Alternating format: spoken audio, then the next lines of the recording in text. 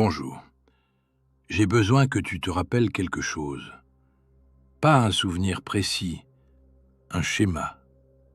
Ce moment où tu t'es dit « ça recommence ». Encore la même dispute avec quelqu'un de différent. Encore le même mur au travail. Encore cette sensation d'étouffer dans une vie que tu as toi-même choisie. Encore ce même vertige, un dimanche soir, quand tout est calme et que quelque chose en toi refuse le calme. Tu t'es dit « je tourne en rond ».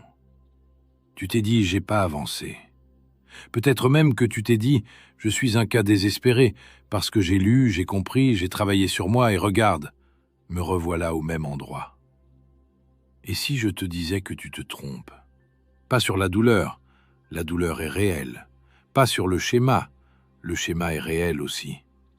Mais sur une chose essentielle, l'endroit où tu te trouves. Tu n'es pas au même endroit. Tu n'y as jamais été. Ce soir, on va explorer quelque chose que j'aurais aimé qu'on m'explique il y a 10 ans. Une loi qui change tout quand tu la comprends et qui rend tout supportable. Même les rechutes, même les échecs, même les nuits où tu te demandes si toute cette route a servi à quelque chose. C'est la loi de la spirale. Et elle dit une chose très simple, tellement simple que c'est presque insultant. La vie ne tourne pas en rond. Elle monte en spirale. Tu repasses par les mêmes paysages, mais jamais au même étage. Imagine un escalier en colimaçon, un de ces vieux escaliers en pierre, dans un phare ou un clocher de village, qui tourne sur lui-même en montant. À chaque tour, tu fais face au même mur. À chaque tour, la même fenêtre étroite te montre le même côté du paysage. Et si tu ne regardes que le mur et la fenêtre, tu jures que tu n'as pas bougé, que tu es revenu au point de départ. Mais si tu regardes en bas, si tu oses regarder en bas, tu vois les marches que tu as montées. Tu vois la distance. Tu vois que le paysage par la fenêtre est le même, oui, mais vu de plus haut. Les détails ont changé, l'horizon s'est élargi, et la lumière entre différemment. Le problème, c'est que la plupart des gens ne regardent jamais en bas. Ils fixent le mur, ils reconnaissent la fenêtre, et ils concluent « je n'ai pas avancé ». Et cette conclusion, fausse mais convaincante, les détruit plus sûrement que n'importe quel obstacle réel. Commençons par la nature. Parce que la nature ne ment pas, et elle a beaucoup à dire sur ce sujet.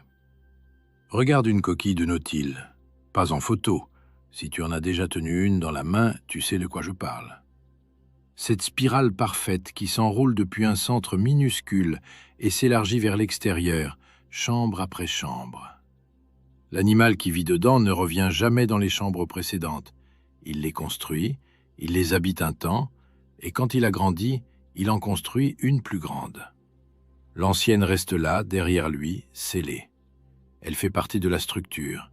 Elle porte le poids de tout ce qui suit. Mais il n'y vit plus.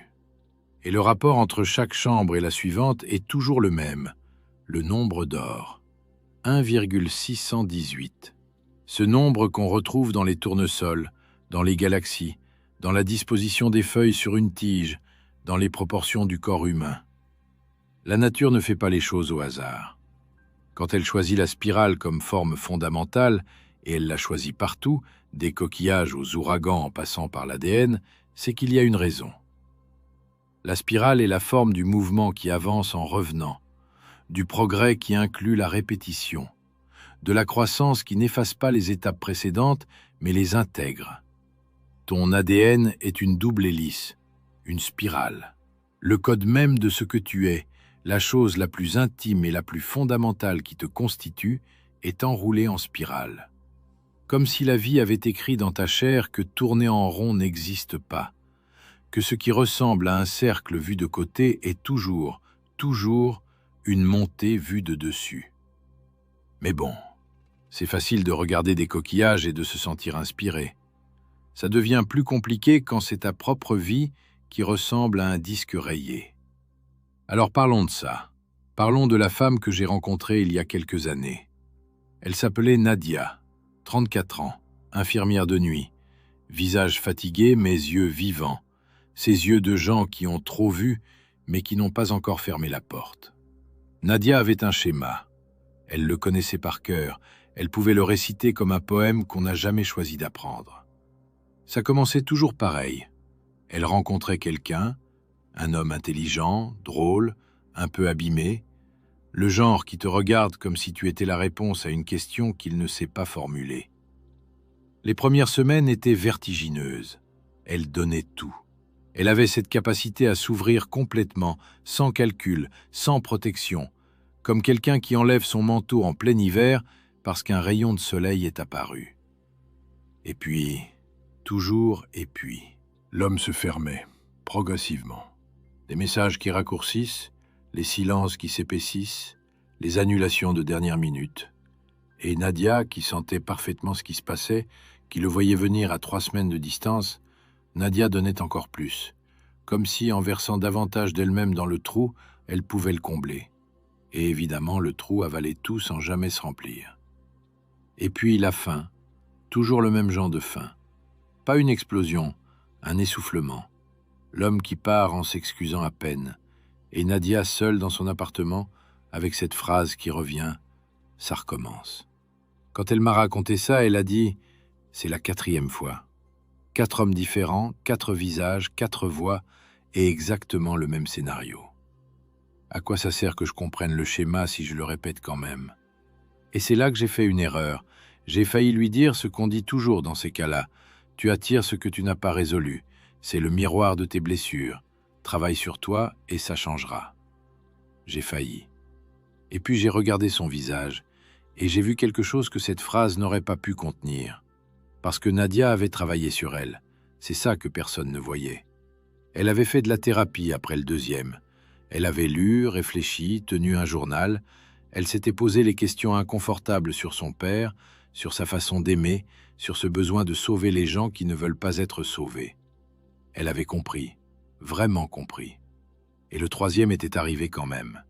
Et le 4e après.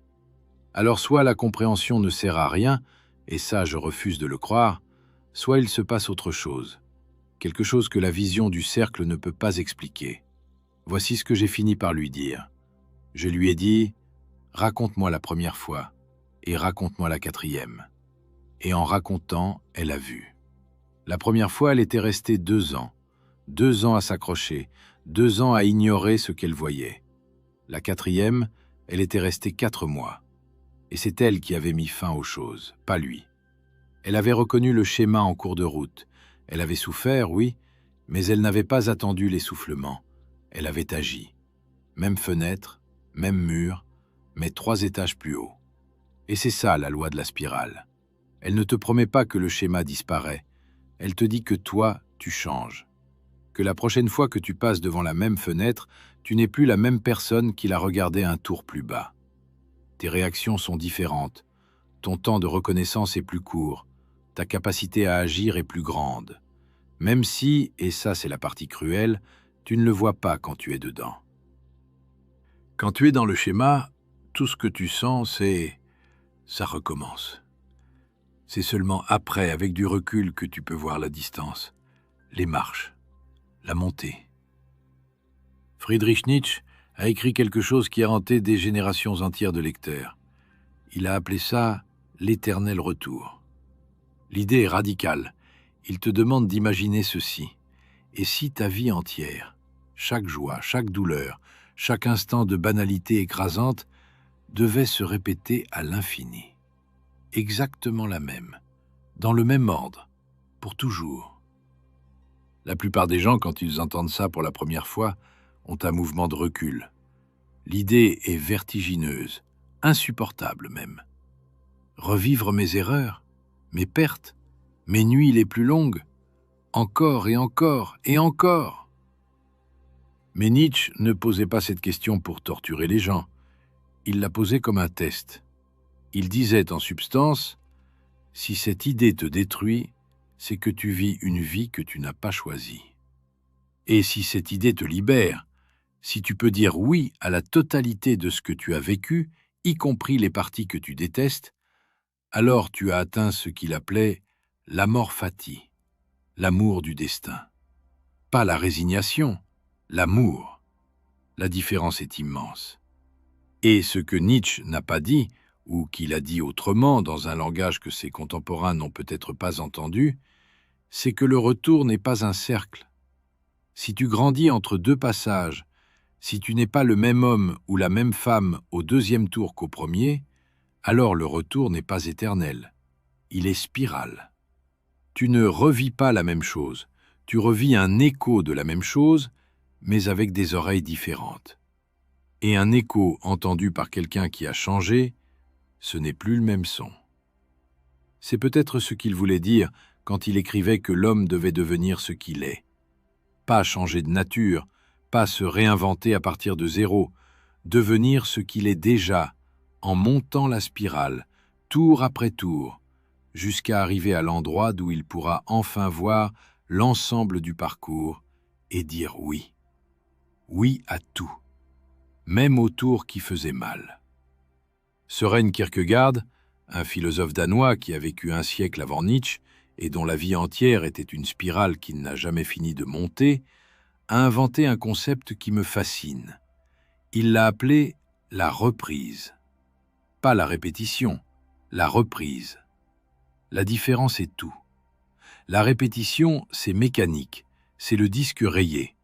C'est faire la même chose en espérant un résultat différent, ce qu'on attribue à Einstein comme définition de la folie, même s'il ne l'a probablement jamais dit. La reprise pour Kierkegaard, c'est revenir au même endroit avec un regard neuf. C'est toucher le même matériau avec des mains qui ont changé. Il écrivait, et je paraphrase parce que le danois du XIXe siècle traduit en français, ça donne des phrases de 40 mots, il écrivait que la reprise est la catégorie décisive de l'existence. Que vivre, ce n'est pas avancer en ligne droite, et ce n'est pas tourner en cercle. C'est reprendre, revenir et refaire, mais depuis un endroit intérieur qui s'est déplacé. Et c'est exactement ce que Nadia faisait sans le savoir. Elle ne répétait pas, elle reprenait. Chaque relation était une reprise de la même partition, jouée par une musicienne un peu plus expérimentée, un peu plus lucide, un peu plus capable de s'arrêter avant la dernière note.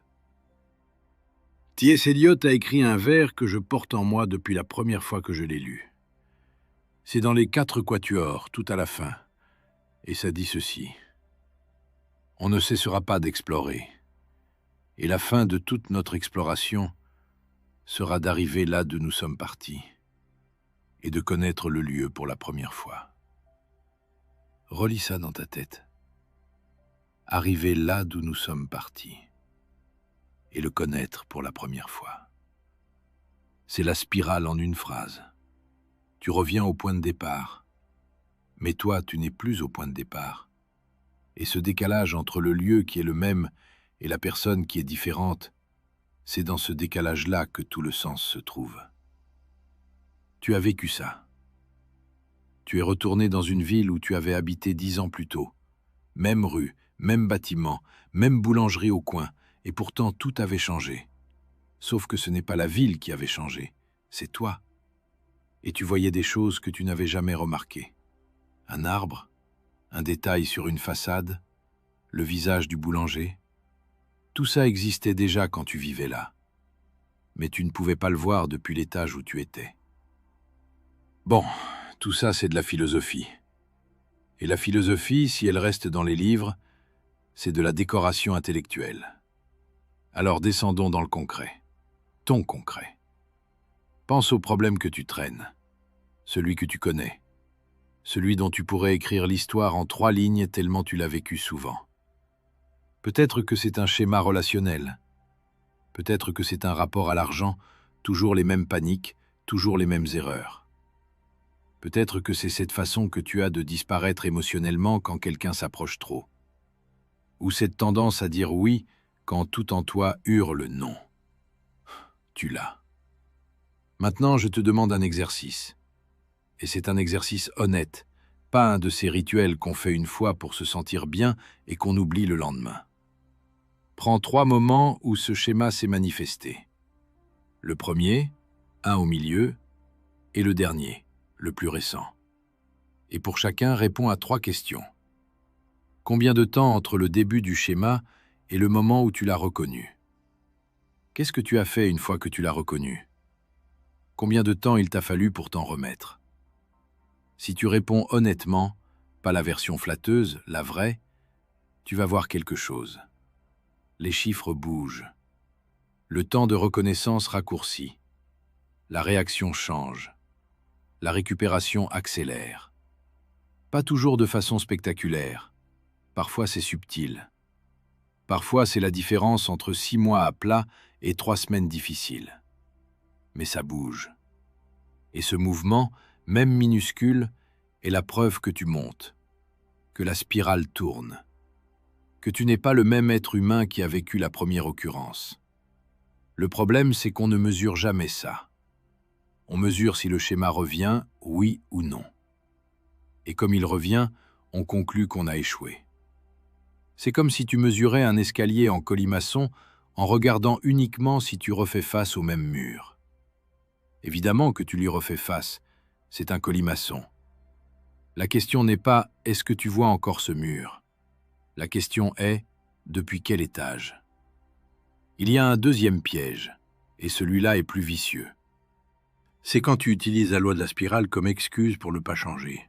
Quand tu te dis « c'est normal, c'est la spirale, ça va revenir, mais je monte », et que tu t'assieds là et tu attends, sans rien faire de différent, sans remettre quoi que ce soit en question. La spirale ne monte pas toute seule, ce n'est pas un escalator, c'est un escalier. Tes jambes font le travail, la structure est là, la vie te ramène aux mêmes endroits, mais monter, ça, c'est toi. Et parfois monter, ça veut dire faire le truc que tu repousses depuis 6 mois. Parfois ça veut dire avoir la conversation. Parfois ça veut dire rester au lieu de fuir, ou fuir au lieu de rester, selon lequel des deux est ton réflexe. Nadia n'a pas monté parce qu'elle a compris la spirale, elle a monté parce qu'elle a agi. La compréhension sans action, c'est un tour du colimaçon au même étage. Tu revois le mur, tu revois la fenêtre, et tu te dis « Tiens, je connais ça », et tu restes exactement où tu étais. Rilke, un poète que j'hésite toujours à citer parce que tout le monde le cite et que ça finit par devenir du papier peint, mais Rilke a écrit quelque chose dans ses lettres à un jeune poète qui rejoint exactement ce qu'on explore. Il dit « Peut-être tous les dragons de notre vie sont-ils des princesses qui attendent de nous voir beaux et courageux. Peut-être tout ce qui est effrayant est-il, au fond, quelque chose de démuni qui attend notre aide. Ce dragon que tu retrouves à chaque tour de spirale, cette peur, ce schéma, cette douleur familière, et si c'était la même créature qui t'attend à chaque passage? Pas pour te bloquer, pour vérifier si tu as changé depuis la dernière fois. Et un jour, quand tu arrives devant elle avec assez de hauteur dans le regard, elle se transforme. Pas en quelque chose de beau, forcément, en quelque chose de compris.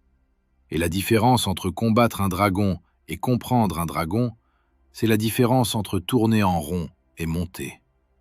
Tu sais, il y a quelque chose qu'on ne dit pas assez sur les rechutes. Et je voudrais qu'on en parle franchement, parce que c'est le point où la spirale est la plus invisible. Si tu as arrêté de fumer et que tu reprends une cigarette au bout de 8 mois, tu te sens comme un raté. 8 mois pour rien. Retour à zéro. C'est ce que tu te dis. C'est ce que le monde te dit.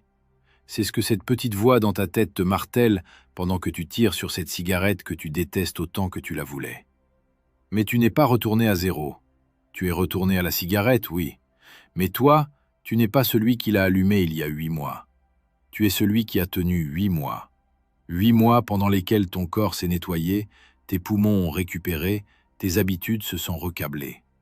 Tout ça ne disparaît pas avec une cigarette. Ça ne disparaît pas avec 10.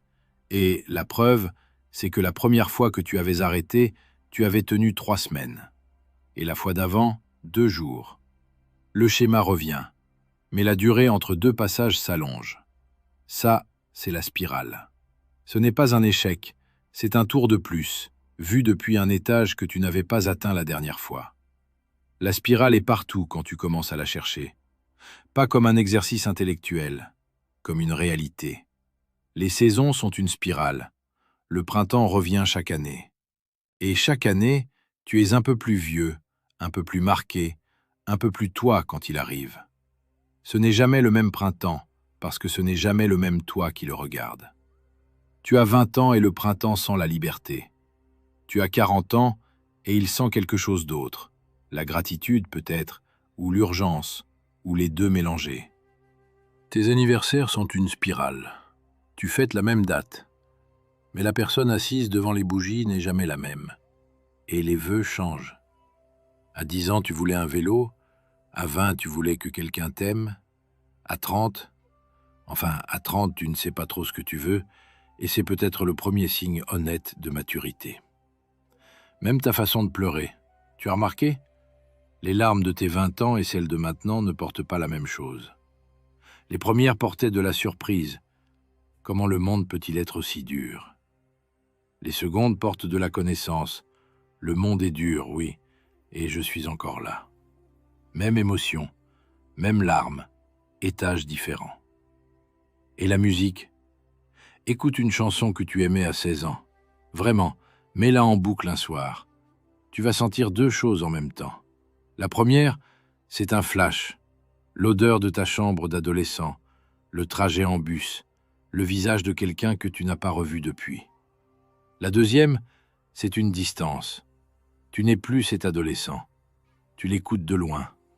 Tu l'observes avec une tendresse que tu n'aurais pas eue pour lui à l'époque. Parce qu'à l'époque, tu étais trop occupé à être lui. La chanson n'a pas changé. Elle joue les mêmes notes dans le même ordre, mais l'oreille qui l'écoute a pris 15 ans de spirale. Et c'est pour ça que la même chanson peut te faire danser à 16 ans et pleurer à 35. Le son est identique, le récepteur a monté. Le deuil aussi est une spirale. Les gens qui ont perdu quelqu'un le savent. On te dit « ça va passer ».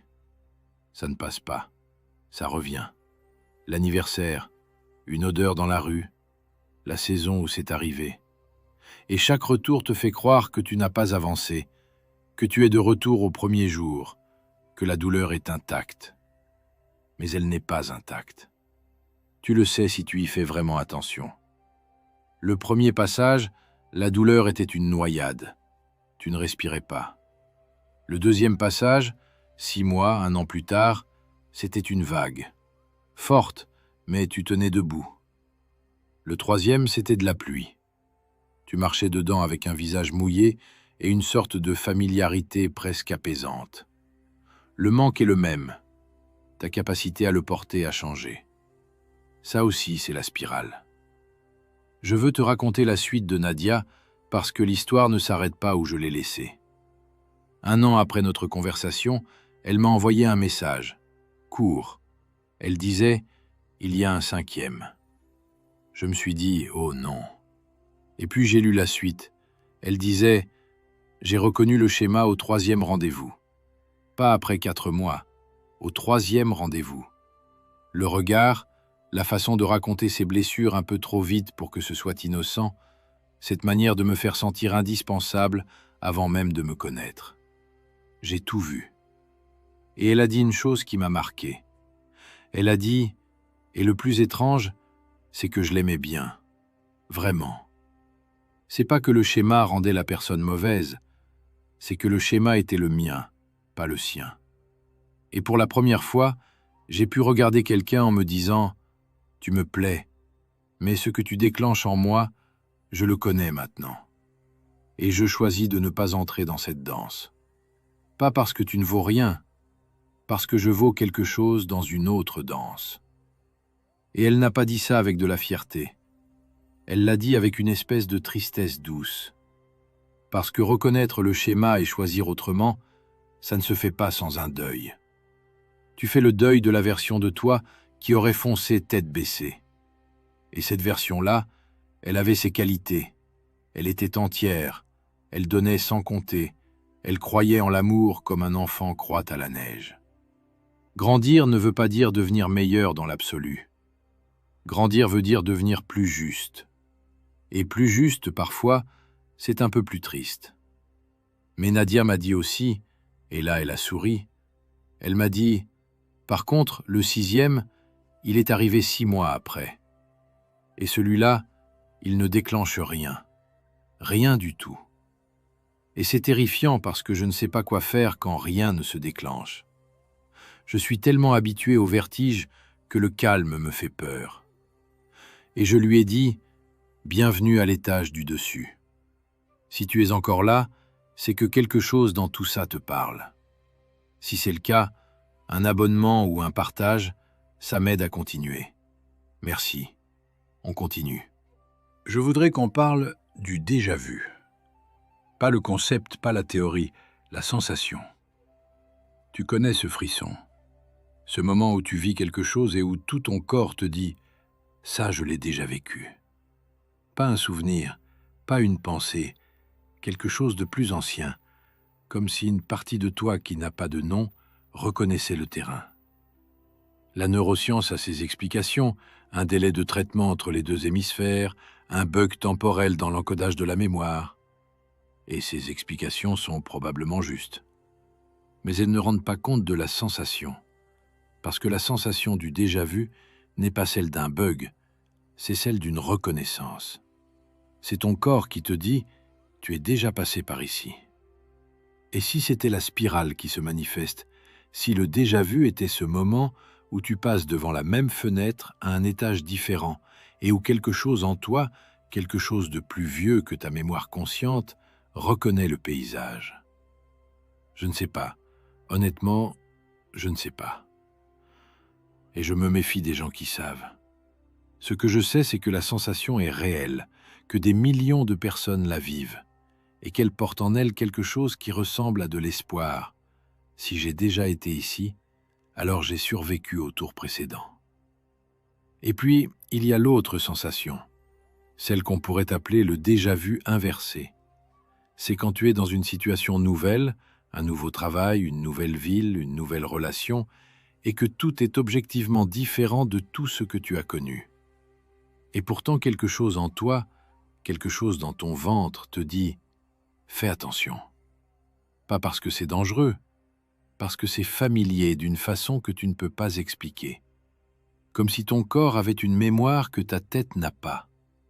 Les gens qui travaillent dans les urgences connaissent ça. Les infirmières de nuit, comme Nadia, le connaissent. Cette intuition qui te fait dire quelque chose ne va pas avant qu'un seul indicateur clinique ne le confirme. Ce n'est pas de la magie, c'est de la reconnaissance spiralique. Ton corps a fait tellement de tours qu'il reconnaît les signaux avant que tu aies le temps de les analyser. Et ça marche dans l'autre sens aussi. Tu as déjà rencontré quelqu'un et senti immédiatement, sans aucune raison rationnelle, que cette personne allait compter, que quelque chose de nouveau commençait. C'est la spirale qui reconnaît, non pas le passé, mais, comment dire, le potentiel de l'étage suivant. Comme si une partie de toi avait déjà fait le tour d'avance et revenait te chuchoter « par là ». Il y a un autre endroit où la spirale se cache, et celui-là on n'en parle presque jamais. C'est le rapport à tes parents. Tu sais ce moment, à 20 ans, à 30, à 40, peu importe, ce moment où tu te surprends en train de dire une phrase que ta mère disait, ou de réagir exactement comme ton père réagissait dans la même situation. Et tu te figes, parce que tu avais juré de ne jamais faire ça. Tu avais construit ta vie entière comme un contre-modèle. Et te voilà, debout dans ta cuisine, en train de prononcer les mêmes mots avec la même intonation. La vision du cercle dit « tu es condamné à reproduire ». L'héritage est une prison. Les schémas familiaux sont des chaînes qu'on se transmet de génération en génération et tu es un maillon de plus. La spirale dit autre chose. La spirale dit « oui, tu revisites le même matériau. Oui, la phrase de ta mère sort de ta bouche. Mais toi, tu l'entends. Tes parents ne l'entendaient pas. Ils vivaient à l'intérieur du schéma. Toi, tu le vois de l'extérieur. Et cette différence, entre vivre un schéma et observer un schéma, c'est un étage entier de spirale. Et tes enfants, si tu en as ou si tu en auras, tes enfants revisiteront le même matériau. C'est inévitable. Mais ils le revisiteront depuis un étage encore au-dessus parce que toi, tu as fait le travail de conscience. Pas de résolution, le schéma ne sera pas résolu, il ne sera jamais résolu, les schémas ne se résolvent pas, Il se transforme, mais de conscience. Tu l'as vu, tu l'as nommé, tu l'as tenu dans tes mains au lieu de le laisser te tenir. Et c'est suffisant. C'est plus que suffisant. C'est monumental. J'ai un ami qui a grandi avec un père silencieux, pas violent, pas absent, silencieux. Le genre d'homme qui rentrait du travail, qui s'asseyait dans son fauteuil, qui lisait son journal et qui ne disait rien. Pendant des années, mon ami a grandi dans ce silence comme on grandit dans un climat. Tu ne le choisis pas, tu ne le remarques même pas. Tu penses que c'est normal parce que c'est tout ce que tu connais. À 42 ans, son fils de 8 ans est venu le voir un soir et lui a dit « Papa, pourquoi tu dis rien quand tu rentres ?» Et mon ami a entendu son propre père dans cette question. Et il a entendu le petit garçon qu'il avait été, qui n'avait jamais posé la question parce qu'à son époque, les enfants ne posaient pas ces questions-là. Et il s'est assis par terre, vraiment par terre dans le couloir, et il a parlé à son fils pendant 1 heure, de tout et de rien, de sa journée, d'un truc marrant qu'il avait vu dans le métro, de la forme des nuages ce matin-là. Et en racontant ces banalités à voix haute, il brisait un silence de 3 générations. Pas avec un discours, avec un mardi soir ordinaire. Même fenêtre, le silence d'un père. Même mur, un enfant qui attend. Mais un étage au-dessus, parce que cette fois le père a entendu la question. Il y a un 3e piège dont je veux te parler, c'est la comparaison. Tu regardes autour de toi et tu vois des gens qui semblent avancer en ligne droite. Promotion, mariage, maison, enfant, chaque année un nouveau palier, une progression visible et logique.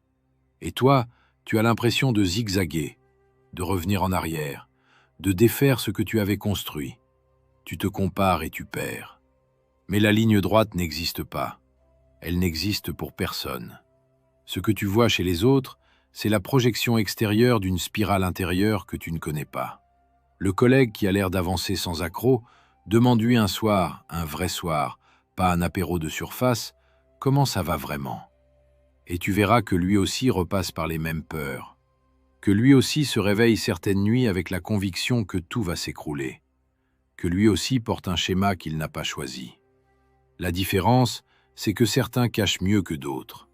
La spirale est démocratique. Tout le monde tourne. Personne n'avance en droite ligne. Les gens qui prétendent le contraire mentent, à eux-mêmes d'abord. Bon, si tout le monde tourne en spirale, est-ce que ça veut dire que tout est écrit? Que tu es condamné à revisiter les mêmes choses et que ta seule marge de manœuvre, c'est d'espérer les vivre un cran au-dessus? Non. Et c'est là que la spirale devient vraiment intéressante. Parce qu'il y a des moments, rares mais réels, où la spirale fait un saut. Pas un tour de plus, un saut. Un bond d'un étage entier, parfois de plusieurs, en très peu de temps. Et ces sauts arrivent toujours de la même façon, par une rupture. Une maladie grave qui te force à repenser tout ce que tu prenais pour acquis. Une perte soudaine qui arrache le sol sous tes pieds. Une rencontre, pas amoureuse, pas nécessairement, une rencontre avec quelqu'un ou quelque chose qui te montre un étage que tu ne savais pas exister. Les mystiques appelaient ça l'illumination. Les psychologues appellent ça un insight. Kierkegaard appelait ça le saut. Nietzsche appelait ça le midi, le moment où l'ombre est la plus courte et où tu te vois tel que tu es. Le nom n'a pas d'importance. Ce qui a de l'importance, c'est que tu ne peux pas provoquer ce saut. Tu ne peux pas le planifier, le programmer, le forcer. Les gens qui essaient de forcer les sauts, à grands coups de retraite spirituelle et de substances et de techniques de respiration extrême, ces gens confondent l'expérience avec la transformation. Tu peux vivre quelque chose d'intense sans monter d'un seul étage. Et tu peux monter de 3 étages en épluchant des carottes un mardi soir parce que soudain quelque chose se déplace en toi et que tu vois ce que tu n'avais jamais vu. Les sauts ne se commandent pas, mais ils se préparent. Chaque tour patient de la spirale, chaque fois que tu revisites le schéma avec un peu plus de lucidité, chaque fois que tu restes un peu plus longtemps devant la fenêtre au lieu de te détourner, tu prépares le terrain pour le saut. Tu ne sais pas quand il viendra, mais tu sais que chaque tour le rapproche. C'est peut-être la chose la plus frustrante et la plus réconfortante de cette loi. Le travail est invisible, le progrès est invisible.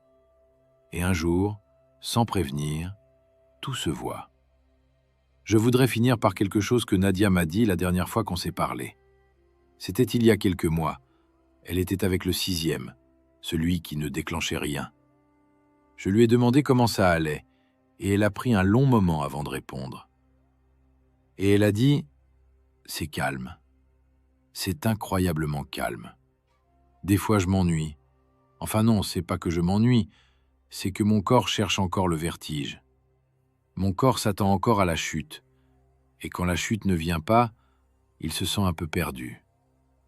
Comme un soldat qui rentre chez lui après la guerre et qui sursaute quand une porte claque. » Et puis elle a dit « Mais tu sais quoi? Je crois que c'est ça, monter. C'est pas se sentir bien, c'est se sentir bizarre dans le bien. C'est être un peu maladroite dans le calme parce que tu ne connais que la tempête. Et apprendre doucement à habiter un étage où le plancher ne tremble pas.